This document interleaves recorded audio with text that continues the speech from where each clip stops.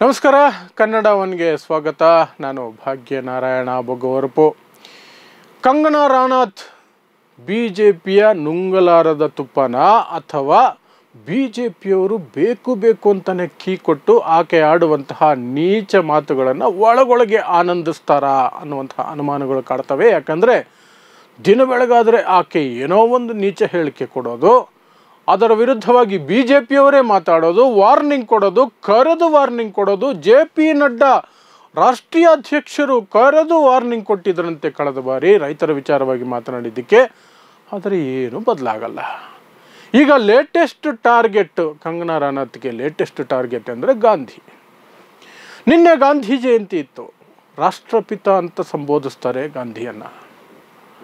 ಅದರ ಬಗ್ಗೆನೇ ಕಿಂಡಲ್ ಮಾಡಿದ್ದಾರೆ ನಮ್ಮ ಕಂಗನಾ ರಾಣಾತ್. ಹೇಳ್ತಾರೆ, ದೇಶಕ್ಕೆ ರಾಷ್ಟ್ರಪಿತ ಇರಲ್ಲ, ಮಕ್ಕಳಿರ್ತಾರೆ. ಯಾವ ಹಿನ್ನೆಲೆಯಲ್ಲಿ ಹೇಳಿದ್ದು ಅಂದರೆ, ಲಾಲ್ ಬಹದ್ದೂರ್ ಶಾಸ್ತ್ರಿಯವರ ಹುಟ್ಟುಹಬ್ಬ ನಿನ್ನೆ. ಗಾಂಧಿಯವರ ಹುಟ್ಟಿದ ದಿನಾನೇ ಲಾಲ್ ಬಹದ್ದೂರ್ ಶಾಸ್ತ್ರಿಯವರು ಸಹ ಹುಟ್ಟಿದ್ದು. ಅದನ್ನು ವಿಶ್ ಮಾಡ್ತಾ ರಾಷ್ಟ್ರಪಿತ ಇರಲ್ಲ, ರಾಷ್ಟ್ರಕ್ಕೆ ಪಿತ ಇರಲ್ಲ, ಲಾಲ್ ಇರ್ತಾರೆ. ಅಂದರೆ ಲಾಲ್ ಬಹದ್ದೂರ್ ಶಾಸ್ತ್ರಿ ಅಂತ ಇಂಡೈರೆಕ್ಟಾಗಿ ಹೇಳ್ದಂಗೂ ಇರಬೇಕು. ಲಾಲ್ ಅಂದರೆ ಹಿಂದಿಯಲ್ಲಿ ಮಕ್ಕಳು ಅಂತ, ಮಗ ಅಂತ, ಮಕ್ಕಳಿರ್ತಾರೆ ಅಂತ ಅಟ್ಯಾಕ್ ಮಾಡೋದು. ಆ ಅಟ್ಯಾಕ್ ಹೊರಗಡೆ ಬಂದಿದ್ದೆ ಸಹ ಅಯ್ಯೋ ಕಂಗನಾ ರಾಣಾತ್ ನಮಗೆ ಒಂಥರ ಗಂಟ್ಲಲ್ಲಿ ಸಿಗಾಕೊಂಡಿರೋ ಮೂಳೆ ಆಗಿದ್ದಾರೆ ಅನ್ನೋ ರೀತಿಯಲ್ಲಿ BJPಯವರು ಆಕೆಗೆ ತಲೆ ಕೆಟ್ಟಿದೆ, ಏನೇನೋ ಹೇಳಿಕೆ ಸುಮ್ಮನೆ ಪ್ರಚಾರಕ್ಕೆ ಕೊಡ್ತಿರ್ತಾರೆ, ಅದಕ್ಕೂ ನಮ್ಮ ಪಕ್ಷಕ್ಕೂ ಸಂಬಂಧನೇ ಇಲ್ಲ ಅಂತ BJPಯವರು ಬಾಯ್ ಬಡ್ಕೊಳ್ತಿದ್ದಾರೆ. ಆದರೆ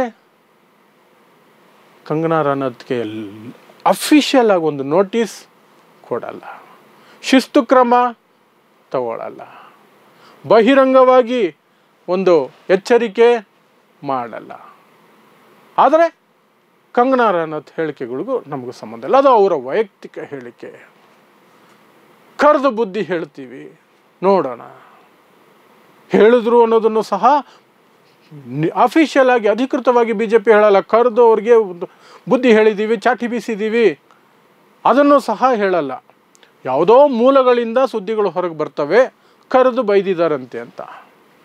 ಇನ್ನು ನಮ್ಮ ನರೇಂದ್ರ ಮೋದಿಯವರು ಗಾಂಧಿ ಜಯಂತಿ ದಿನ ಏನು ರಾಜ್ಘಾಟ್ಗೆ ಹೋಗೋದೇನು, ಗಾಂಧೀಜಿ ಸಮಾಧಿ ಮುಂದೆ ತಲೆಬಾಗೋದೇನು, ದೇಶಕ್ಕೆ ಗಾಂಧೀಜಿಯ ತತ್ವಗಳನ್ನು ಬೋಧಿಸೋದೇನು, ಸ್ವಚ್ಛತಾ ಕಾರ್ಯಗಳನ್ನು ಕೈಗೊಳ್ಳೋದೇನು, ಯಾವ ಮಟ್ಟಕ್ಕೆ ಅಂದರೆ ಚಾಕ್ಲೇಟ್ ತಿಂದರೆ ಚಾಕ್ಲೇಟ್ ಪೇಪರನ್ನು ಜೇಬಿಗೆ ಹಾಕ್ಕೊಳ್ಳಿ, ಸ್ವಚ್ಛತೆ, ಗಾಂಧೀಜಿಗೆ ಮರ್ಯಾದೆ ಕೊಡಿ ಅಂತ ನಮ್ಮ ಮೋದಿಯವರು.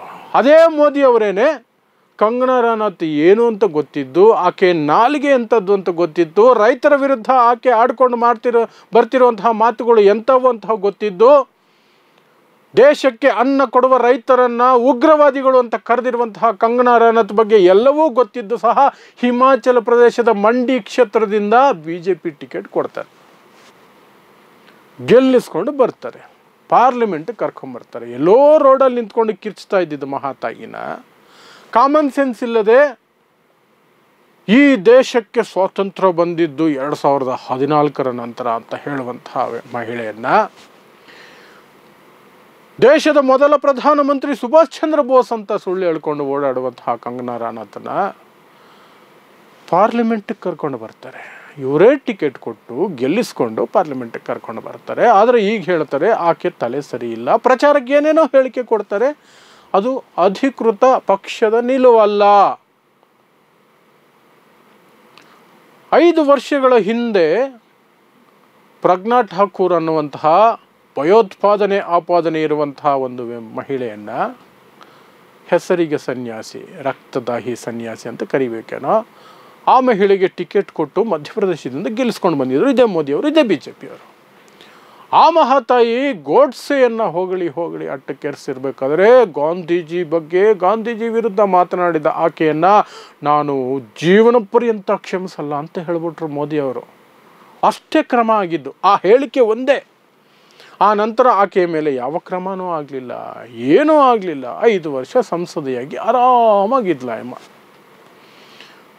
ಈಗ ಈ ಕಂಗನಾ ರಾಣಾತ್ ಬಗ್ಗೆ ಕನಿಷ್ಠ ಆ ಹೇಳಿಕೆನೂ ಇಲ್ಲ ಮೋದಿಯವರಿಂದ. ವಿದೇಶಕ್ಕೆ ಹೋದರೂ ಗಾಂಧೀಜಪ್ಪ, ಇಲ್ಲಿದ್ರೂ ಗಾಂಧಿ ಜಪ. ಆದರೆ ತನ್ನದೇ ಪಕ್ಷದ ಸಂಸದೆ ಈ ರೀತಿಯಾಗಿ ಗಾಂಧಿಯನ್ನ ಪಿತ ಇರಲ್ಲ, ಮಕ್ಕಳಿರ್ತಾರೆ, ಪಿತ ಎಲ್ಲಿಂದ ಬರಬೇಕು ದೇಶಕ್ಕೆ ಅಂತ ಕೇಳಿರುವಂತಹ ರೀತಿಯಲ್ಲಿ ಪೋಸ್ಟ್ ಮಾಡಿರುವಂತಹ, ಎಕ್ಸ್ನಲ್ಲಿ ಪೋಸ್ಟ್ ಮಾಡಿರುವಂತಹ ತನ್ನ ಪಕ್ಷದ ಸಂಸದೆ ಬಗ್ಗೆ ತುಟಿ ಬಿಚ್ಚಲ್ಲ. ಕಂಗನಾ ರನೌತ್ ಒಂದಲ್ಲ, ಯಾವ ಕಾನೂನುಗಳು, ಕಪ್ಪು ಕಾನೂನುಗಳು ಅಂತ ಏನು ರೈತರು ಕರೆದ್ರು, ಆ ಕಾನೂನುಗಳ ವಿಚಾರವಾಗಿ ನರೇಂದ್ರ ಮೋದಿ ಸ್ವತಃ ಲೈವ್ ಬಂದು ಇಡೀ ದೇಶದ ಮುಂದೆ ಕೈ ಮುಗಿದು ಕ್ಷಮೆ ಕೇಳಿ ರೈತರಲ್ಲಿ ಆ ಕಾನೂನುಗಳನ್ನು ವಾಪಸ್ ತೆಗೆದುಕೊಂಡಿದ್ರು. ಅಂತಹ ಕಾನೂನುಗಳನ್ನು ಮತ್ತೆ ತರಬೇಕು ಅಂತಹ ಹೇಳಿಕೆ ಕೊಟ್ಟಿದ್ರು ಲಾಸ್ಟ್ ವೀಕು ಇದೇ ಕಂಗನಾ ರನೌತ್. ಆಗಲೂ ಸಹ BJPಯಿಂದ ಅದೇ ರೀತಿಯಾದಂತಹ ಮಾತುಗಳಿತ್ತು. ಅಯ್ಯೋ ಆ ಎಮ್ಮನ ಹೇಳಿಕೆಗಳನ್ನ ನಾವು ತಡೆಯೋಕ್ಕಾಗಲ್ಲ, ಅದಕ್ಕೂ ಪಕ್ಷಕ್ಕೂ ಸಂಬಂಧ ಇಲ್ಲ. ಅದೇ ಕಂಗನಾ ರನೌತ್ ವಿರುದ್ಧ ಯಾರಾದರೂ ಮಾತಾಡ್ಬಿಟ್ರೆ ಇಡೀ BJP ನಿಂತ್ಕೊಂಡ್ಬಿಡುತ್ತೆ. ಸುಪ್ರಿಯಾ ಸುನೇತ್ ಅಂತ ಕಾಂಗ್ರೆಸ್ ಅಭ್ಯರ್ಥಿ ಕಂಗನಾ ರನೌತ್ ವಿರುದ್ಧ ನಿಂತ್ಕೋಬೇಕಾಗಿತ್ತು ಹಿಮಾಚಲ್ ಪ್ರದೇಶದಲ್ಲಿ.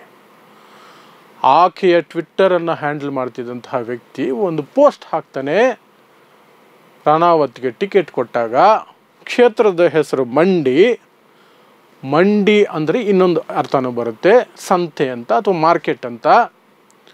ಮಂಡಿಯಲ್ಲಿ ರಾಣಾವತ್ ಬೆಲೆ ಎಷ್ಟು, ಕಂಗನಾ ರನೌತ್ ಬೆಲೆ ಎಷ್ಟು ಅಂತ ಅಲ್ಲಿ ಹಾಕಿತ್ತು ಪೋಸ್ಟು. ಅದನ್ನು ಸುಪ್ರಿಯಾ ಸುನೇತ್ ನೇರವಾಗಿ ಹಾಕಿರಲಿಲ್ಲ, ತನ್ನ ಹ್ಯಾಂಡಲ್, ಆಕೆಯೇ ಜವಾಬ್ದಾರಿ, ಅದನ್ನು ನಾವು ಒಪ್ಕೋಬೇಕು. ಆ ಹಿನ್ನೆಲೆಯಲ್ಲಿ ದೊಡ್ಡ ಗಲಾಟೆ ಮಾಡಿಬಿಟ್ರು BJPಯವರು. ಕಂಗನಾ ರನೌತ್ ಮಹಿಳೆಗೆ ಅವಮಾನ, ಮಹಿಳೆ ಬೆಲೆ ಕೇಳ್ತಿದ್ದಾರೆ. ಪಾಪ ಆಕೆ ಟಿಕೆಟ್ ವಾಪಸ್ ತಗೊಳ್ತು ಕಾಂಗ್ರೆಸ್, ಬೇರೆ ಅಭ್ಯರ್ಥಿನ ಇಳಿಸ್ಬೇಕಾಯ್ತು ಆ ಕ್ಷೇತ್ರದಲ್ಲಿ. ಅಷ್ಟು ಗಲಾಟೆ ಮಾಡ್ತಾರೆ. ಅದೇ ಕಂಗನಾ ರನೌತ್ ನೀಚತನದ ಹೇಳಿಕೆ ಕೊಟ್ಟಾಗ ಅದಕ್ಕೂ ಪಕ್ಷಕ್ಕೂ ಸಂಬಂಧ ಇಲ್ಲ ಅಂತ ಒಂದು ಹೇಳಿಕೆ ಕೊಟ್ಟು ಸೈಲೆಂಟ್ ಆಗಿಬಿಡ್ತಾರೆ.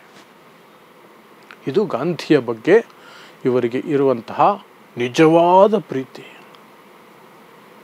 ತೋರಿಕೆಯ ಪ್ರೀತಿ. ಒಳಗೊಳಗೆ ಗೋಡ್ಸೆ ಆರಾಧಕರಾದಂತಹ ಈ BJP, RS, ಸಂಘ ಪರಿವಾರದ ಎಲ್ಲರೂ ಸಹ ಗಾಂಧೀಜಿ ವಿಚಾರವಾಗಿ ಅಪ್ಪಟ ತೋರಿಕೆ, ಹಸಿ ಸುಳ್ಳು ಹೇಳೋದು. ನಿಜವಾಗ್ಲೂ ಅವರಿಗೆ ಗಾಂಧಿಯ ಬಗ್ಗೆ, ಅದು ಗಾಂಧಿ ಜಯಂತಿಯಂದೇ ಆಗಿರುವಂತಹ ಇಂತಹ ಅವಮಾನದ ಬಗ್ಗೆ ಅವರಿಗೆ ಸಿಟ್ಟಿದ್ದರೆ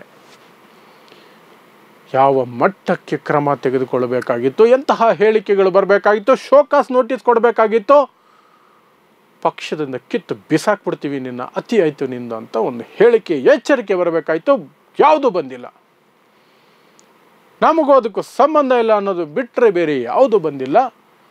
2 ದಿನ ಸುಮ್ಮನಿರ್ತಾರೆ ಅಮ್ಮ, 4 ದಿನಕ್ಕೆ ಮತ್ತೊಂದು ಏನಾದರೂ ಇದೇ ರೀತಿಯಾದಂತಹ ನೀಚತನದ ಹೇಳಿಕೆ ಹೊರಗೆ ಬರುತ್ತೆ. ಆಗಲೂ ಸಹ BJP ಅದನ್ನೇ ಹೊಡೆಯುತ್ತೆ. ಯಾಕೆಂದರೆ BJP ಸರ್ವೈವ್ ಆಗ್ತಾ ಇರೋದೇ ಇಂತಹ ನಾಲಿಗೆಗಳಿಂದ, ದ್ವೇಷ ಬಿತ್ತೋ ನಾಲಿಗೆಗಳಿಂದ, ದ್ವೇಷ ಬಿತ್ತೋ ಜನರಿಂದ, ಗಾಂಧಿಯನ್ನು ವಿರೋಧಿಸುವ ದ್ವೇಷಿಸುವ ಜನರಿಂದ, ಗೋಡ್ಸೆ ಆರಾಧಕರಿಂದ, ರೈತ ವಿರೋಧಿಗಳಿಂದ. ಹಾಗಾಗಿ ಇಂಥವರ ಹೇಳಿಕೆಗಳೇ ಅವರಿಗೆ vote bank. So Kangana Ranaut ಮೇಲೆ ಯಾವುದೇ ಕ್ರಮ ಇರಲ್ಲ. ಗಾಂಧಿ ಜಯಂತಿಯ ದಿನ ಮಾಂಸದ ಅಂಗಡಿ ಮುಚ್ಚಿಬಿಟ್ರೆ ಗಾಂಧಿಗೆ ಮರ್ಯಾದೆ ಕೊಟ್ಟಂಗೆ. ಆಮೇಲೆ BJPಯವರೇ ಕೆಡದಾಗಿ ಏನು ಬೇಕಾದ್ರೂ ಹೇಳ್ಕೊಬೋದು. ನೋಡ್ತಾ ಇರಿ ಸಮಾಜಕ್ಕಾಗಿ ಕನ್ನಡ 1 ನ್ಯೂಸ್. ನಮಸ್ಕಾರ.